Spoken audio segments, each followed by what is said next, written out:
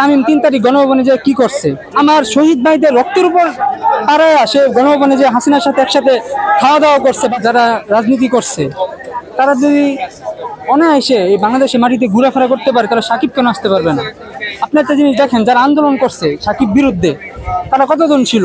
তাদেরকে যখন প্রশ্ন করা হয়েছে যে তামিম 3 তারিখ গণভবনে যে কি করছে, আপনি একটা বিষয় দেখেন, 3 তারিখ প্রায় আমাদের 60-70 জন ভাই শহীদ হয়েছে ওই 3 তারিখ আগস্টের, কিন্তু তামিম ওই আমার শহীদ ভাইদের রক্তের উপর পাড়ায় সে গণভবনে যে হাসিনার সাথে একসাথে খাওয়া দাওয়া করছে বা তার সাথে মিটিং করছে, কিন্তু এটা নিয়ে ওই সাকিব বিরুদ্ধে যারা আন্দোলন করছে ওদের কোনো মাথা ব্যথা নেই। তাদেরকে প্রশ্ন করলে বলে এটা বাজে।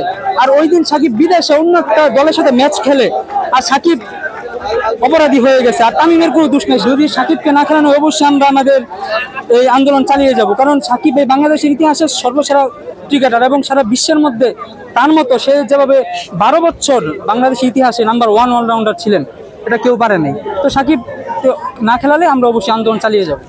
সংবাদ, ফিচার ও অনুষ্ঠানের জন্য ভিজিট করুন সংবাদ প্রকাশের ওয়েবসাইট এবং যুক্ত থাকুন ফেসবুক পেজ ও ইউটিউব চ্যানেলের সঙ্গে।